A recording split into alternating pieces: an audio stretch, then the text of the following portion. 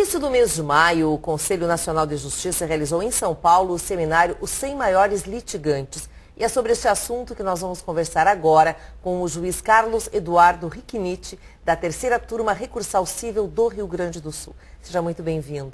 Muito obrigado. O senhor participou desse seminário e foi divulgada uma lista que está à disposição de toda a população, que reúne instituições públicas, privadas, instituições bancárias, municípios e estados, inclusive o Rio Grande do Sul, que é um dos assuntos que a gente fala também durante esse nosso bate-papo. Como é que foi a sua participação no seminário, doutor?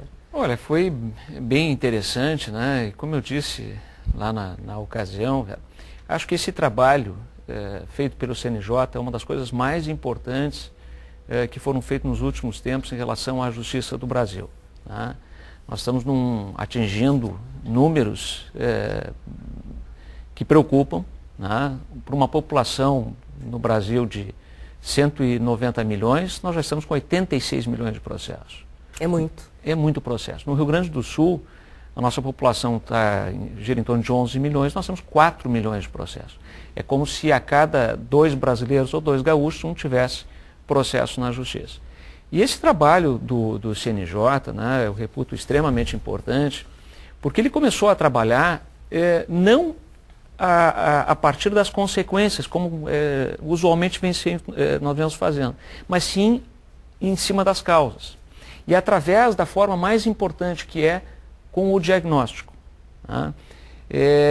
Foram levantados, né, no âmbito da Justiça Federal, na Justiça do Trabalho, na Justiça Estadual, os 100 maiores litigantes. E ali se obteve alguns números que são realmente preocupantes e que permitem um diagnóstico de por que nós estamos atingindo esses números que preocupam bastante. Além do número extremamente elevado, houve alguma surpresa nessa divulgação? Não, até diria mais, né? Nós ainda no Brasil, infelizmente, e principalmente na justiça, né, pela nossa dificuldade nas questões administrativas, nós ainda temos em boa parte dos estados, né, algumas dificuldades no que diz respeito a números. E o que pode se concluir a partir dos elementos que foram levantados é que, ainda que haja alguma imprecisão, porque alguns estados não conseguiram fornecer de uma forma bem precisa os números, não causa surpresa e dificilmente, mesmo que apresentasse, esses litigantes ainda continuariam sendo, né, até pela experiência do dia a dia, os maiores que usam o sistema judicial. E aí se inclui o INSS, né, que foi apontado como um dos maiores no topo, o Instituto Nacional de Seguro Social, a Advocacia também Geral da União, a AGU, justamente por isso, por trabalharem, por tratarem muito mais de assuntos ligados à justiça. Eles estariam propensos a fazer parte desse topo? Ou teria algum outro motivo, doutor?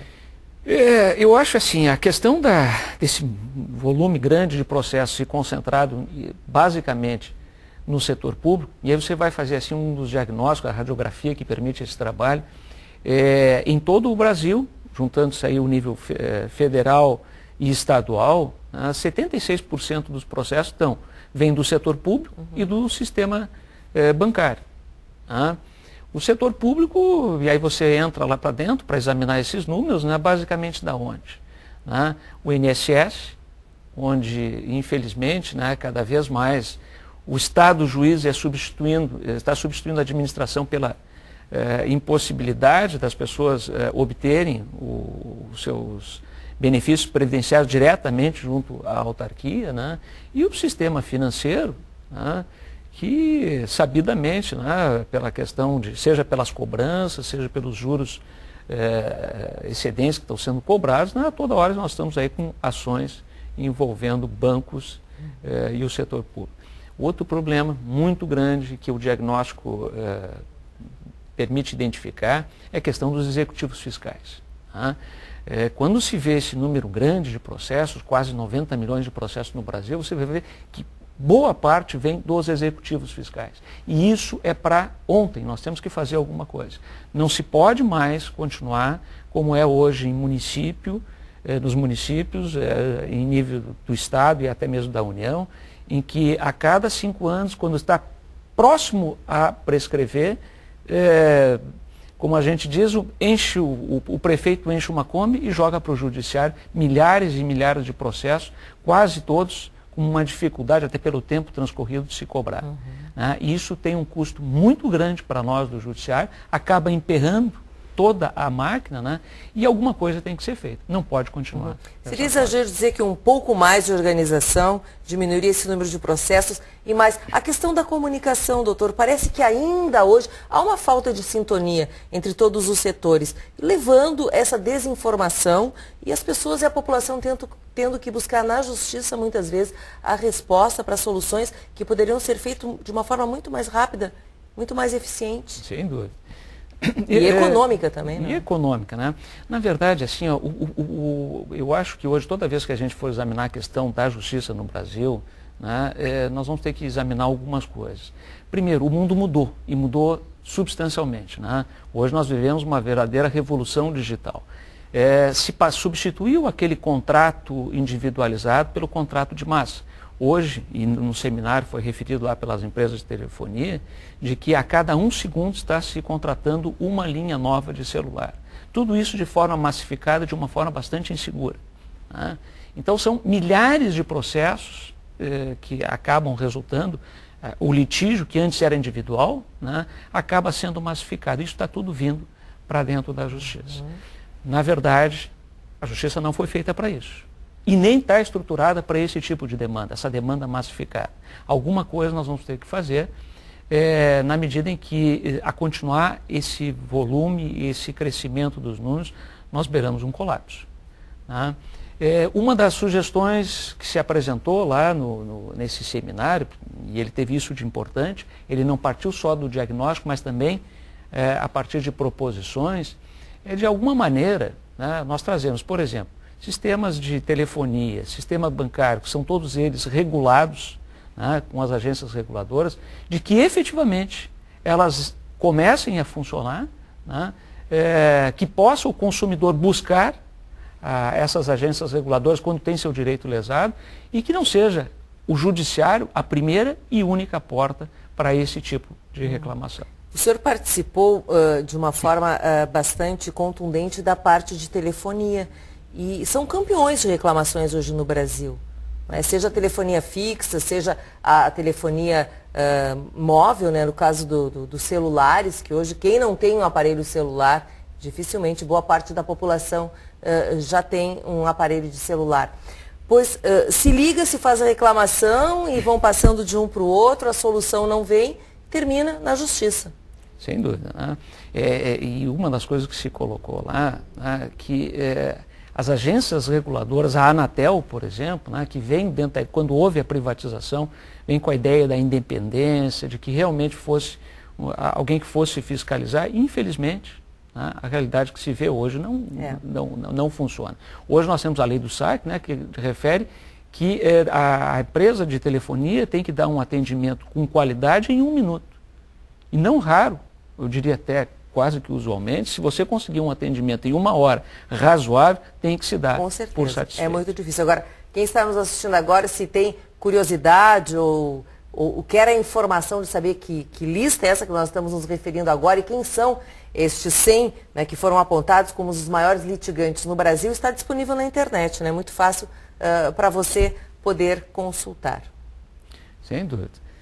Preocupa também, Vera, é importante, né, já que nós estamos aqui fazendo uma análise do Rio Grande do Sul, entre as justiças estaduais, né, dentro da análise da justiça estadual, o estado do Rio Grande do Sul é aquele em todo o Brasil que tem mais processos. Por quê? Eu acho que por uma série de situações. Nós temos, por exemplo, né, só um exemplo. Né, há pouco tempo atrás nós tivemos a questão da Lei Brito. Né?